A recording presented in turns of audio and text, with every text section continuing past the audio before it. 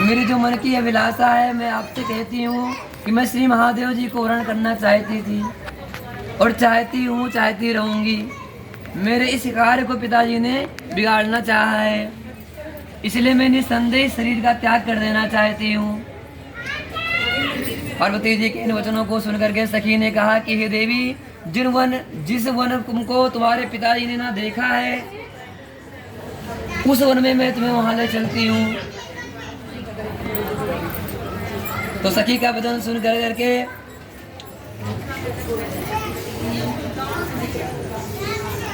माता पार्वती जी जो है उस वन में जाने लगी। पिता हिमालय ने तुमको घर पर न पा करके सोचा कि मेरी पुत्री कोई देव अथवा दानव अथवा किन्नर हरण करके ले गया। मैंने नारद जी को वचन दिया था कि मैं अपनी पुत्री का विवाह गर्भध्वज भगवान विष्णु के साथ करूंगा। अब मैं ये कैसे करूंगा, अब यह कैसे पूरा होगा, ऐसा सोच करके वो बहुत चिंतातुर हो गए और मूर्छित हो गए। तब सब लोग हाहाकार करते हुए दौड़े और मूर्छा दूर होने पर गिरिराज से बोले कि हमें आप अपनी मूर्छा का कारण बतलावें। हिमालय बोले कि मेरे दुख का कारण यह है कि मेरी रत्न रूपी कन्या को कोई हरण कर ले गया, यह सर्प ने डस लिया। तो इस प्रकार कह करके गिरिराज बहुत दुखित हुआ, ऐसे कांपने लगा जैसे तीव्र वायु का वेग चल रहा हो। तत्पश्चात हे पार्वती, तुम्हें गिरिराज साथियों सहित घने जंगल में ढूंढने चला गया। सिंह, व्याघ्र, रीछ आदि हिंसक जंतुओं के कारण वन जो है महाभयानक था। तुम भी सखी के साथ भयानक जंगल में घूमती हुई एक नदी के तट पर पहुंची। वहाँ एक गुफा था, उस गुफा में तुमने प्रवेश किया, जहाँ तुम अन्न जल का त्याग करके बालू का शिवलिंग बना करके मेरी आराधना को करती रही। उस समय भाद्रपद मास की हस्त नक्षत्र युक्त तृतीया का दिन था। तुमने मेरा विधि विधान से मेरा पूजन किया और रात्रि को गीत गान करते हुए जागरण किया। तुम्हारे उस महाव्रत के प्रभाव से मेरा आसन डोलने लगा। मैं उसी स्थान पर आ पहुंचा जहां तुम तप कर रही थी, पूजन कर रही थी। देखिए पंडित जी कथा सुना रहे हैं पार्ट 2 में। मैंने आकर के तुमसे कहा कि सुहागन औरतें बैठी हुई हैं, तुमसे अत्यंत प्रसन्न हूं, सुहाग का सामान मांगो, दान कोई किए दिव्य हुए। वरदान मांग लो। तब तुमने कहा कि हे देव, यदि आप मुझसे प्रसन्न हैं तो आप भी हमें मिल जाओ, यानी आप मेरे पति हो जाओ। मैंने आपको त्रास्त कह दिया। ऐसा कह करके कैलाश पर्वत को त्याग करके मैं वहां को त्याग करके अपने कैलाश पर्वत पर आ गया। और तुमने प्रभात होते ही मेरे उस बालू की प्रतिमा को नदी में विसर्जन कर दिया। तो हे सुबह, तुमने वहां अपनी सखी सहित व्रत का पारायण भी किया। इतने में तुम्हारे पिता हिमवान भी तुम्हें ढूंढते ढूंढते वहां तक आ पहुंचे।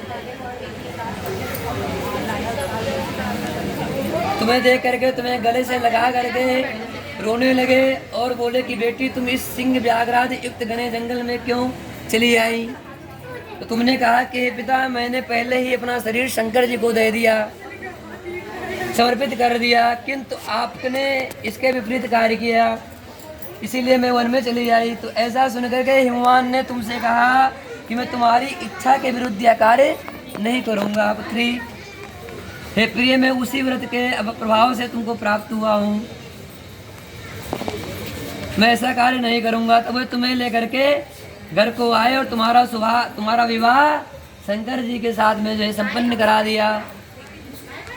तो हे प्रिय, उसी व्रत के प्रभाव से मैं तुमको प्राप्त हुआ, मेरा अर्धासन रूप आपको प्राप्त हुआ।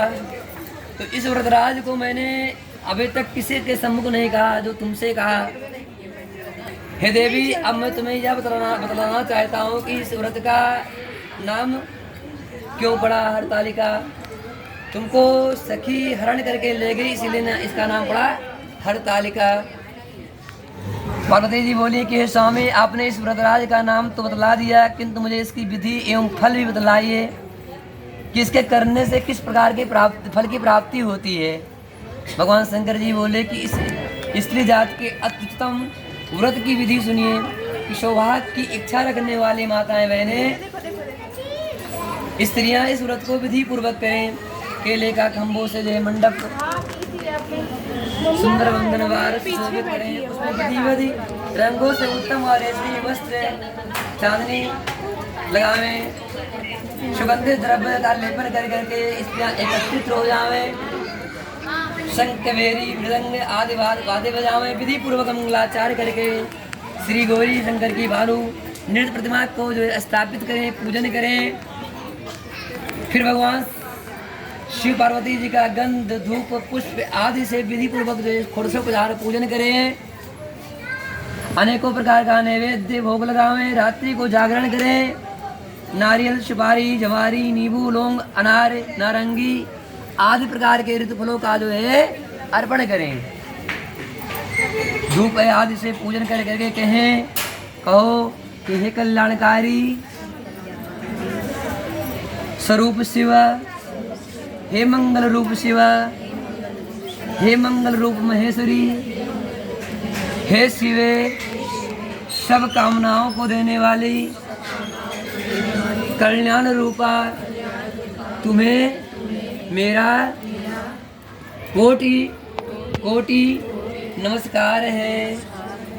कल्याण स्वरूप माता पार्वती, हम तुम्हें नमस्कार करते हैं। हे ब्रह्म रूपिणी जगत का पालन करने वाली माँ, आपको नमस्कार है। हे सिंहवाहिनी, मैं आपको नमस्कार है। मैं संसारिक भय से व्याकुल हूँ, तुम मेरी रक्षा करो, मुझ पर प्रसन्न हो, मुझे सुख सौभाग्य प्रदान करो।